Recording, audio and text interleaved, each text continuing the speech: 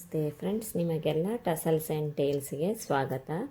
ಶುರುವಿಗೆ 6 stand silk thread ತೆಗೆದುಕೊಂಡು ಅದಕ್ಕೊಂದು knot ಹಾಕಿ, ನಾಟು ಮೇನ್ ಫ್ಯಾಬ್ರಿಕ್ನ ಬ್ಯಾಕ್ ಸೈಡ್ ಈ ರೀತಿಯಲ್ಲಿ ಹಿಡ್ಕೊಂಡು ಒಂದು ಸಿಂಗಲ್ ಕ್ರೋಶೆ ಹಾಕಿಕೊಳ್ಳೋಣ. ನೆಕ್ಸ್ಟ್ ಅದರ ಪಕ್ಕದಲ್ಲೇ ಇನ್ನೊಂದು ಸಿಂಗಲ್ ಕ್ರೋಶೆ ಹಾಕ್ಕೊಳ್ಳೋಣ. ಆಗ ಥ್ರೆಡ್ ಸೆಕ್ಯೂರ್ ಆಗಿರ್ತದೆ, ಥ್ರೆಡ್ ಬಿಟ್ಕೊಳ್ಳುವ ಚಾನ್ಸು ಕಡಿಮೆ. ಈ ರೀತಿಯಲ್ಲಿ 2 ಟೈಮ್ಸ್ ಸಿಂಗಲ್ ಕ್ರೋಶೆ ಆದಮೇಲೆ ನೀಡಲ್ ಮೇಲೆ ಒಂದು ಲೂಪ್ ಉಂಟಾ, ಇನ್ನೊಂದು ಲೂಪ್ ತೆಗೆದುಕೊಳ್ಳುವ. ಇದು ಎಲ್ಲಿಗೆ ಬರ್ತದೆ ನೋಡಿ, ಅಲ್ಲ ಗೊತ್ತಾ, ಹಾಫ್ ಡಬಲ್ ಕ್ರೋಶೆ ಮಾಡಿಕೊಳ್ಬೇಕಂದ್ರೆ ಈ 3 ಲೂಪ್ ಇದೆ ಅಲ್ವಾ, 3 ಲೂಪಲ್ಲಿ ಒಟ್ಟಿಗೆ ಒಂದೇ ಸತಿಗೆ ದಾರವನ್ನು ಹೊರಗೆ ತರೋದು. ಈ ರೀತಿಯಲ್ಲಿ ಇದಕ್ಕೆ ಹಾಫ್ ಡಬಲ್ ಕ್ರೋಶೆ ಅಂತೀವಿ. ಇವತ್ತು ನಾವು ಹಾಕುವ ಡಿಸೈನ್ ಒಂದು ಬಾರ್ಡರ್ ಕುಚ್ಚು ಡಿಸೈನ್ ಆಗಿರ್ತದೆ, ತುಂಬಾ ಈಸಿಯಾಗಿದೆ. ನೆಕ್ಸ್ಟು ಒಂದು ಚೈನ್ ಸ್ಟಿಚ್ ಹಾಕ್ಕೊಂಡು ಇನ್ನೊಂದು ಸತಿ ಸೂಜಿ ಮೇಲೆ ದಾರ ಸುತ್ತಿ ಎಲ್ಲಿಗೆ ಬರ್ತದೆ ನೋಡಿ ಅಲ್ಲಿಗೆ ಎಕ್ಸಾಕ್ಟ್ ಪಾಯಿಂಟಿಗೆ ಹಾಫ್ ಡಬಲ್ ಕ್ರೋಶೆ ಮಾಡಿಕೊಳ್ಬೇಕು. ಈ ರೀತಿಯಲ್ಲಿ ಎವ್ರಿ ಟೈಮ್ ಇದೇ ರೀತಿಯಲ್ಲಿ ಮಾಡ್ತಾ ಹೋಗೋಣ. ಒಂದು ಚೈನ್ ಸ್ಟಿಚ್ ಮತ್ತು ಒಂದು ಹಾಫ್ ಡಬಲ್ ಕ್ರೋಶೆ ಪಕ್ಕದಲ್ಲೇ ಬರ್ತದೆ. ತುಂಬಾ ಈಸಿಯಾದ ಡಿಸೈನ್ ಆಗಿರ್ತದೆ ಇದು. ಈ ರೀತಿಯಾಗಿ ಒಂದು ಲೂಪ್ ಇರ್ತದ, ಇನ್ನೊಂದು ಲೂಪ್ ತಗೊಂಡು 2 ಲೂಪ್ ಆಗ್ತದ. ಇಲ್ಲಿ ನಾನು ಚೈನ್ ಸ್ಟಿಚ್ ಹಾಕಿರಲಿಲ್ಲ, ಚೈನ್ ಸ್ಟಿಚ್ ಹಾಕಿದ್ನ. ಒಂದು ಲೂಪ್ ಉಂಟ, ಇನ್ನೊಂದು ಲೂಪ್ ಎಲ್ಲಿಗೆ ಬರ್ತದೆ ನೋಡಿ ಅಲ್ಲಿಗೆ ಎಕ್ಸಾಕ್ಟ್ ಪಾಯಿಂಟಿಗೆ ಹಾಫ್ ಡಬಲ್ ಕ್ರೋಶೆ ಮಾಡ್ಕೋಬೇಕು. ಈಗ 3 ಲೂಪ್ ಇರ್ತದೆ ನೋಡಿ, 3 ಲೂಪಲ್ಲಿ ಒಟ್ಟಿಗೆ ಒಂದೇ ಸತಿ ಹೊರಗಡೆ ತೆಗೆದ್ರೆ ಆಯ್ತು. ಈ ರೀತಿಯಾಗಿ ನೆಕ್ಸ್ಟು ಒಂದು ಚೈನ್ ಸ್ಟಿಚ್, 2 ಸ್ಟೆಪ್ಪಲ್ಲೇ ಆಗಿ ಹೋಗ್ತದೆ ಡಿಸೈನು. ಇನ್ನೊಂದು ಲೂಪು ಚೈನ್ ಸ್ಟಿಚ್ ಆದಮೇಲೆ ಎಲ್ಲಿಗೆ ಬರ್ತದೆ ನೋಡಿ ಎಕ್ಸಾಕ್ಟ್ ಪಾಯಿಂಟಿಗೆ ಹಾಫ್ ಡಬಲ್ ಕ್ರೋಶೆ ಮಾಡಿಕೊಳ್ಳೋಣ. ಈಗ ಇಲ್ಲಿ 3 ಲೂಪ್ ಇದೆ ಸೂಜಿ ಮೇಲೆ, 3ರಲ್ಲೂ ಒಟ್ಟಿಗೆ ಹೊರಗೆ ಬರುತ್ತೆ. ಈ ರೀತಿಯಾಗಿ ನೋಡಿ ಡಿಸೈನು ಈ ರೀತಿಯಾಗಿ ಕಾಣಿಸ್ತದೆ. ಇದೇ ಡಿಸೈನನ್ನು ಡಬಲ್ ಕ್ರೋಶದಲ್ಲಿ ಕೂಡ ಮಾಡ್ಕೋಬೋದು. ಆಗ ಡಿಸೈನ್ ಒಂಚೂರು ಲೆಂತಿಯಾಗಿ ಬರ್ತದೆ, ಇದರಲ್ಲಿ ಸ್ವಲ್ಪ ಶಾರ್ಟಾಗಿ ಬರ್ತದೆ. ಹೊಸದಾಗಿ ಕಲಿತವರಿಗೆ ಮಾಡಲಿಕ್ಕೂ ಇದು ಈ ಡಿಸೈನು ಈಸಿಯಾಗಿದೆ. ಇದು ಬಾರ್ಡರ್ ಡಿಸೈನ್ ಆಗಿರ್ತದೆ, ಇದಕ್ಕೆ ಟಸಲ್ಸ್ ಬೇಡ. ಇದನ್ನು ನೀವು ಬ್ಲೌಸಿನ ಸ್ಲೀವ್ಸಿಗೆ, ಬ್ಲೌಸಿದ್ದು ಬ್ಯಾಕಿಗೂ ಈ ರೀತಿಯಲ್ಲಿ ವರ್ಕ್ ಮಾಡಿಕೊಳ್ಬೋದು. ತುಂಬಾ ಚೆನ್ನಾಗಿ ಕಾಣ್ತದೆ ಈ ಡಿಸೈನು. ಒಂದು ರೀತಿ ಲೇಸಿನ ಹಾಗೆ ಕಾಣಿಸ್ತದೆ ಈ ಡಿಸೈನು.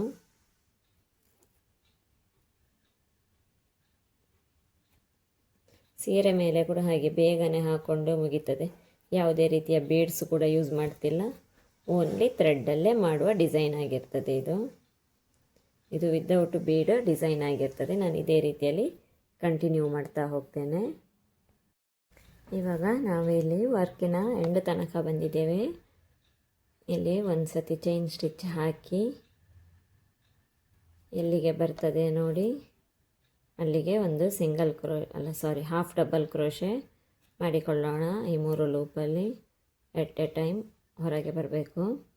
ಇನ್ನು ನೆಕ್ಸ್ಟು 2 ಚೈನ್ ಸ್ಟಿಚ್ ಹಾಕಿ ಈ ಥ್ರೆಡ್ಡನ್ನು ಟ್ರಿಮ್ ಮಾಡಿಕೊಂಡು ಇನ್ನೊಂದು ಕಲರ್ ಥ್ರೆಡ್ಡನ್ನು ಆ್ಯಡ್ ಮಾಡಿಕೊಳ್ಳುವ. ಈ ರೀತಿಯಾಗಿ ಬೇಸ್ ಲೈನ್ ಕಾಣಿಸ್ತದೆ. ಇಲ್ಲಿಗ ನೆಕ್ಸ್ಟ್ ಕಲರ್ ಥ್ರೆಡ್ಡಿಗೂ ನಾಟ್ ಹಾಕಿ ಇಟ್ಕೊಂಡಿದ್ದೀನಿ.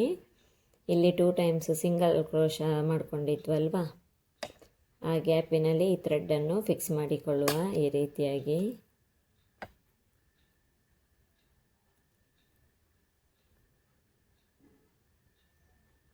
ಈಗ ಥ್ರೆಡ್ ಫಿಕ್ಸ್ ಆಗಿದೆ.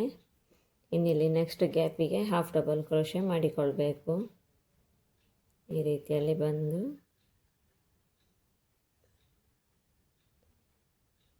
ಮೂರು ಲೂಪಲ್ಲೂ ಒಂದೇ ಸತಿ ಹೊರಗೆ ತೆಗೆಯುವ. ಈ ರೀತಿಯಾಗಿ ಹಾಫ್ ಡಬಲ್ ಕ್ರೋಶೆ ಆಗಿದೆ. ಇಲ್ಲಿ 2 ಗ್ಯಾಪ್ ಇದೆ ನೋಡಿ, ಫಸ್ಟಿಗೆ ಥ್ರೆಡ್ ಫಿಕ್ಸ್ ಮಾಡಿದ್ದು ಮತ್ತು ಹಾಫ್ ಡಬಲ್ ಕ್ರೋಶೆದು ಆ ಗ್ಯಾಪಿಗೆ ಇಲ್ಲಿ ಸ್ಟಾರ್ಟಿಂಗಲ್ಲಿ ಹಾಫ್ ಡಬಲ್ ಕ್ರೋಶೆ ಆದಮೇಲೆ 3 ಚೈನ್ ಸ್ಟಿಚ್ ಹಾಕಿ ಈ ಗ್ಯಾಪಿನಲ್ಲಿ ಬಂದುಬಿಟ್ಟು ಒಂದು ಸ್ಲಿಪ್ ನಾಟ್ ಹಾಕಿಕೊಳ್ಳುವ. ಈ ರೀತಿಯಲ್ಲಿ ಬಂದು 2 ಲೂಪನ್ನು ಒಟ್ಟು ಮಾಡಿದರೆ ಅದು ಸ್ಲಿಪ್ ನಾಟ್ ಆಗ್ತದೆ.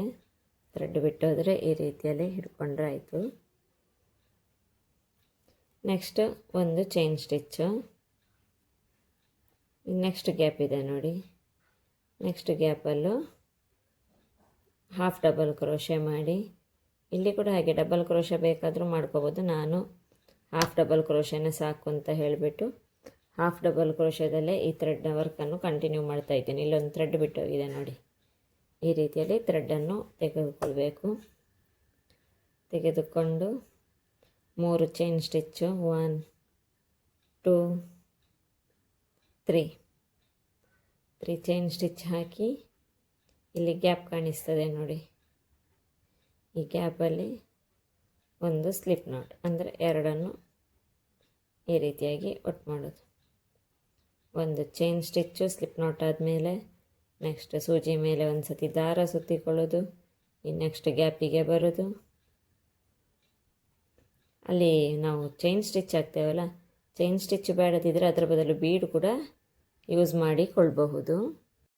ಈಗ ನೋಡಿ ನಮ್ಮ ಡಿಸೈನು ಈ ರೀತಿಯಾಗಿ ಕಾಣಿಸ್ತದೆ. ಕೆಲವರಿಗೆ ಬೇಬಿ ಕುಚ್ಚು ಇಷ್ಟ ಆಗೋದಿಲ್ಲ, ಅಂಥವರು ಈ ಡಿಸೈನನ್ನು ಟ್ರೈ ಮಾಡಬಹುದು. ಬೇಬಿ ಕುಚ್ಚು ಇಷ್ಟ ಆಗದವರು ಈ ರೀತಿಯಲ್ಲಿ ವಿದೌಟ್ ಕ್ರೋಶದಲ್ಲಿ ವಿದೌಟ್ ಕುಚ್ಚು ಡಿಸೈನನ್ನು ಟ್ರೈ ಮಾಡಿದರೆ ಒಳ್ಳೆಯದು ಬರ್ತದೆ ಡಿಸೈನು. ನಾನು ಇನ್ನು ವರ್ಕ್ ಎಂಡಲ್ಲಿ ಹೇಗೆ ಎಂಡ್ ಮಾಡೋದು ಅಂತ ತೋರಿಸ್ತೀನಿ. ಇದೇ ರೀತಿಯಲ್ಲಿ ಕಂಟಿನ್ಯೂ ಮಾಡ್ತಾ ಹೋಗ್ತೇನೆ ನಾನು. ಈಗ ಲಾಸ್ಟಿದ್ದು ಹಾಫ್ ಡಬಲ್ ಕ್ರೋಶ ಮಾಡಿ ಚೈನ್ ಸ್ಟಿಚ್ ಹಾಕ್ಕೊಂಡಿದ್ದೀನಿ. ಇಲ್ಲಿದೆ ಗ್ಯಾಪಿನಲ್ಲಿ ಒಂದು ಪೀಕಾಟ್ ಮಾಡಿಕೊಳ್ಬೇಕು ನಾವು. ಈ ರೀತಿಯಾಗಿ ಪೀಕಾಟ್ ಆದಮೇಲೆ 2 ಚೈನ್ ಸ್ಟಿಚ್ ಹಾಕಿ ಈ ಥ್ರೆಡ್ಡನ್ನು ಟ್ರಿಮ್ ಮಾಡಿಕೊಳ್ಳೋಣ. ಥ್ರೆಡ್ಡನ್ನು ಟ್ರಿಮ್ ಮಾಡಿದ ಮೇಲೆ ಈ ಥರ ನಾಟನ್ನು ಈ ರೀತಿಯಲ್ಲಿ ಎಳ್ಕೊಂಡ್ರೆ ಇಲ್ಲಿ ನಾಟ್ ಸೆಕ್ಯೂರ್ ಆಗ್ತದೆ. ನೆಕ್ಸ್ಟ್ ಇದನ್ನು ಗ್ಲೂ ಹಾಕಿ ಬ್ಯಾಕ್ ಸೈಡಲ್ಲಿ ಈ ರೀತಿಯಲ್ಲಿ ಸ್ಟಿಕ್ ಮಾಡಿಕೊಳ್ಬೇಕು. ನಾನು ಮತ್ತೆ ಸ್ಟಿಕ್ ಮಾಡ್ಕೋತೀನಿ. ಈ ಡಿಸೈನು ಈ ರೀತಿಯಾಗಿ ಕಾಣ್ತದೆ, ಒಂದು ರೀತಿ ಲೇಸಿನ ಡಿಸೈನಿನಾಗೆ ನೋಡಿ. ನೀವು ಕೂಡ ಟ್ರೈ ಮಾಡಿ ಡಿಸೈನನ್ನು, ತುಂಬಾ ಈಸಿಯಾಗಿದೆ. ಟ್ರೈ ಮಾಡಿಬಿಟ್ಟು ಹೇಗೆ ಬಂದಿದೆ ಅಂತ ನನಗೆ ಕಮೆಂಟ್ ಮಾಡಿ ತಿಳಿಸಿ. ಹಾಗೆ ನನ್ನ ಚಾನಲನ್ನು ಸಬ್ಸ್ಕ್ರೈಬ್ ಮಾಡಲಿಕ್ಕೆ ಮರೆಯದಿರಿ. Thank you.